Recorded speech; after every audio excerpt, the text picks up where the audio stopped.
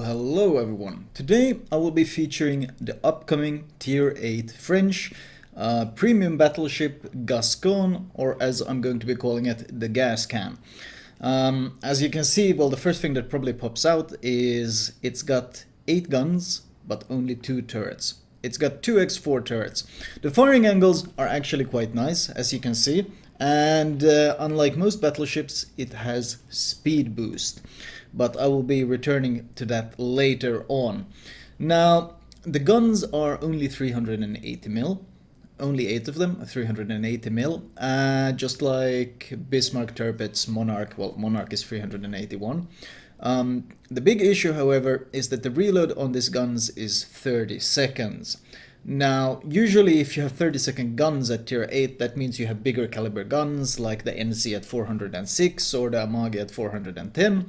And if you have a smaller caliber, like 380, then you usually have a faster reload. For example, Bismarck and Tirpitz, they both have a 26-second reload, and the Monarch has a 25-second reload.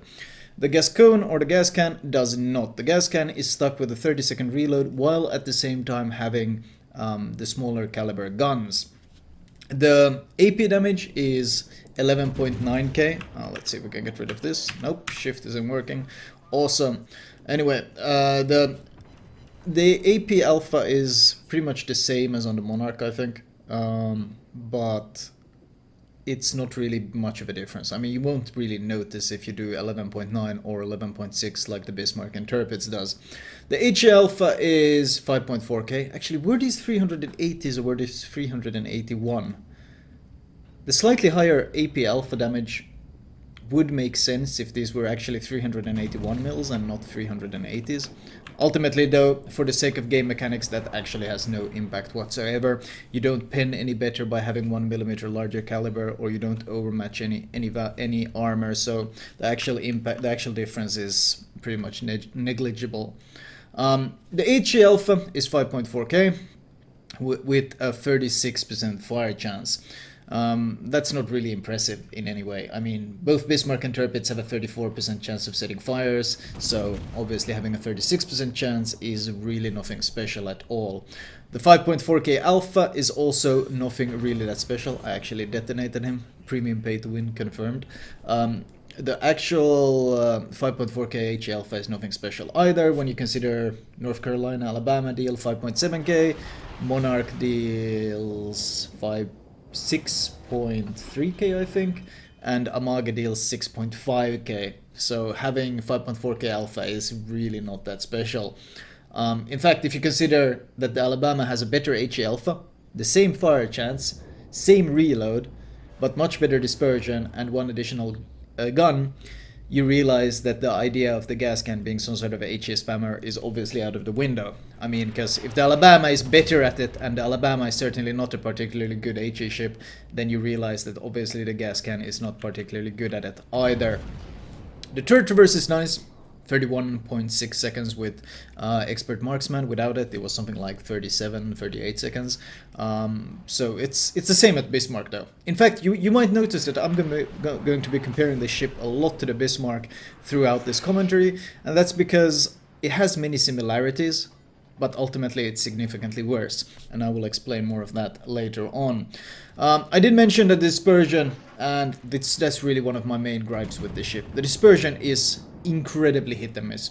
Incredibly hit and miss, and I don't mean that as a pun, I mean it as you can do really nice volleys, as you have seen me get a couple of really nice volleys early on, and if you would turn off, if you would only watch this one commentary, you would probably think that, wow, the Gascogne has really good dispersion, but no, it actually doesn't. It's extremely random and it's extremely frustrating, and I would say the dispersion is the same or probably worse than Bismarck's and Tirpitz dispersion. That is already incredibly RNG.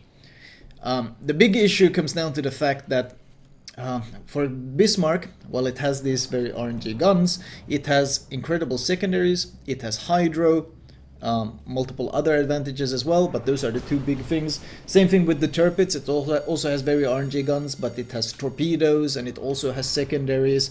Monarch also has very RNG guns, but it has incredible concealment, fantastic HE. So, well, fantastic, really good. I mean, fantastic is probably King George. But they all have these great advantages to make up for this extremely RNG dispersion. The Gascogne has nothing. It really has nothing. In fact, the secondaries are extremely underwhelming. They have only 5 kilometers of base range, so even if you try to buff them up, you can only reach 7.6 km. It doesn't have the bonus pen on the HE like the German line does, meaning the secondaries will naturally already be significantly worse. So the secondaries are never really going to be anything worth talking about on this ship. The one advantage this ship does have is speed.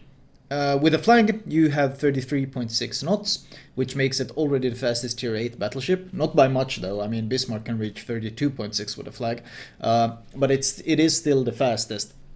It has an 850 meter turning circle, which is slightly below average. It's not as good as the Americans, but it is slightly better than the Germans. 15.3 second rudder shift, which is pretty okay. But ultimately though, let me go back to that whole thing with the speed. The speed is probably the single most useless thing to have on a high tier battleship. Especially, well, not having speed is fine, but the speed boost consumable in particular, it's only really valuable if you miss position. If you miss position or you decide to YOLO rush in, that small advantage is speed is okay, but it's never really going to be like a huge deal. It's rarely going to really save you. It's rarely going to have that much of an impact. It just means that sometimes you can maneuver, you can reposition a bit faster. That's really what it comes down to. And ultimately, it's most useful when you're running away. And if that's not playing to the French meme, the French internet meme of fleeing and running away, I don't really know what is. The speed boost is simply most of the time extremely useless because you don't really want to be constantly moving and staying on the move in a battleship like you do in a cruiser. In a cruiser, the reason why you stay on the move and you're constantly full speed and so forth is because you can actively dodge shells. This thing is so massive. It's a battleship. It's huge, and it's got a massive size on it. It doesn't really have the concealment, 12.6 concealment by the way, which is once again nothing special. That's with full concealment. In comparison, even Bismarck can beat it, whereas ships like the North Carolina can reach 11.8, so they will outspot it by a mile. So nothing special in that sense. So the speed boost is rarely that useful. In fact, the most useful I found it is when I'm literally reversing into the enemy at 14 knots and trying to ambush them from behind an island. Ultimately though, the speed boost is probably the single most useless thing you can have. I would trade the speed for torpedo tubes of the Tirpitz. I would trade it for hydro on the Bismarck. I would make this trade any day of the week because it simply isn't that valuable on a battleship. That's really what it comes down to. It's great on the French cruisers because the French cruisers can move and dodge and avoid shells at all times, and in general the French cruisers kind of want to sit fairly far back, but you don't really want to sit fairly far back on this thing because the dispersion is so bad. You want to get close so you can actually make sure that even with the dispersion you can secure kills. So the speed boost is simply not a very valuable consumable to have. Now, for some reason the ship has 24.8 km range. I don't know why it has so much range. It struggles to hit things at half that range, so there's really no point besides you're gonna get a bunch of new people buying the ship sitting at 24 km and sniping and being absolutely useless. That seems completely pointless. The firing angles, as I mentioned earlier, are really good though. That is the one advantage I can really place on the ship above the Bismarck. It has significantly better firing angles than the Bismarck has, or the Tirpitz, whichever one you want to compare it to. We could compare it to the Tirpitz since it is a premium. And the health pool is 63.2k. I don't know why it's so low. I understand they do it based on tonnage, but ultimately that's almost 10%, like the Bismarck has almost 10% more health than you do. And that becomes an issue when you start considering the other factors, for example the armor. This thing has 32mm armor everywhere. Bow, stern, deck, upper belt, everything is 32mm. Which means HE absolutely eats the Gascogne alive. You burn so easily. You take massive damage from HE spam, IF HE spam. All of it pins you pretty much everywhere. In comparison, the Bismarck, 50mm deck armor, upper belt is 160mm. It takes so much less HE damage than you do, it's not even funny. So you are significantly squishier than that ship, while at the same time having 10% less health. So obviously that's a trade that the Gascogne loses extremely heavily. The AA values are also very underwhelming. The range is pretty good on the long range one, it's 5 km, so meaning if you do go full AA build you can boost it to 7.2, but you never really want to go full AA build because the values are so bad. In fact, combining the two long range auras you get a total DPS of 79 DPS. North Carolina's long range aura is almost double that, so you're not going to be scaring away any carriers, that's for sure. Even full AA build is going to be not really much special. If you go full AA build, you probably still won't beat with, won't compete with the NC that doesn't even spec for AA. So it's ultimately the AA is kind of pointless. So ultimately, what exactly is the ship for? Well, I've been mentioning some of these things, and I've been comparing it very heavily to the German line because once again, it does match up pretty closely in playstyle. Worth noting is that it does have a turtleback, just like the German line. It has a turtleback, but it has significantly less armor around it, so you won't get Citadel at close ranges, which means if you do get into the brawl, it's pretty good. It's not going to be as good as the other ones, once again, because you have no torps, you have no hydro, you have no secondaries of the same caliber. You have slightly better firing angles, but you have less reload in return, 30 seconds versus 26. So I've really been struggling to find what this ship is really that good at, and ultimately it's not really that good at anything. As of right now, this ship is not recommended. It is a work in progress. That's why we have that little sticker up in the top right corner which says VIP work in progress. It is subject to change, but as of right now, it's significantly squishier than the German competition, both in armor and in health.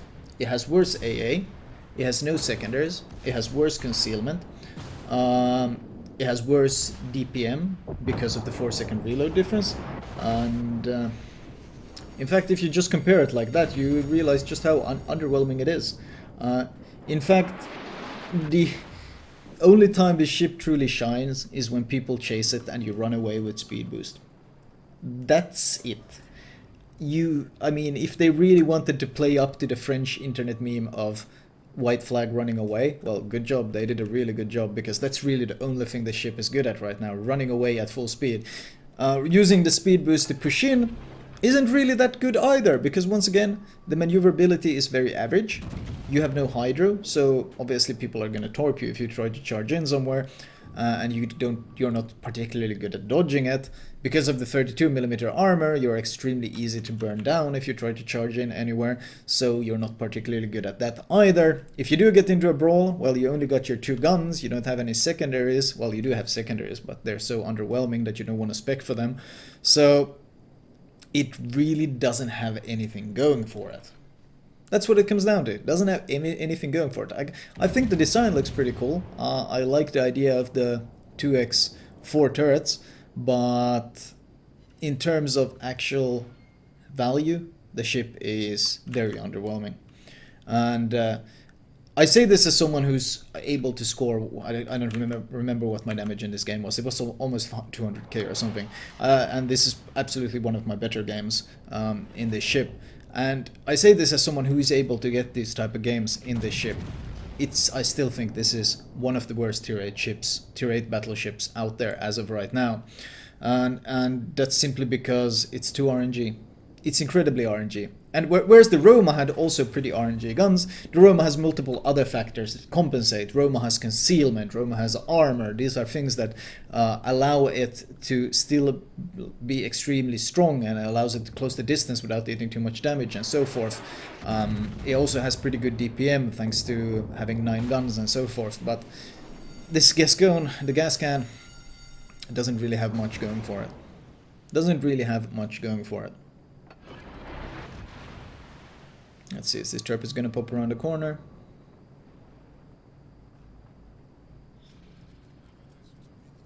should be able to kill him. There should be no issues here. Oh yeah, now I remember actually why I selected this this replay in particular. And that's because I end up fighting a Monarch towards the end. And I did tell you that this thing was coated in 32mm armor, and I thought fighting the Monarch gives you guys a good example of what happens when you fight something that shoots HE in this thing.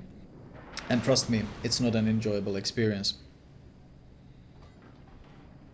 This is of course also very favorable matchmaking. This is tier 6 to 8 matchmaking, which is extremely favorable. Really, I only did 9k damage there. I'm about to give in some broadside because I want to turn away. I want to go around wide around this island.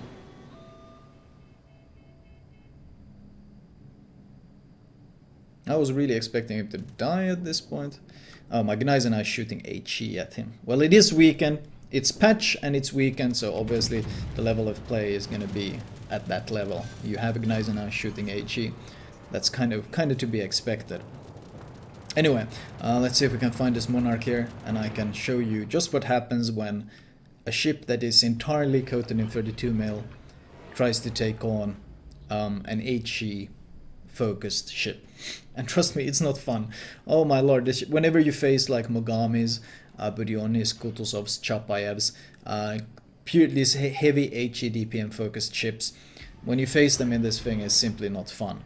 Because you have no part of your ship that actually bounces their shells except your turrets, or well, shatters their shells.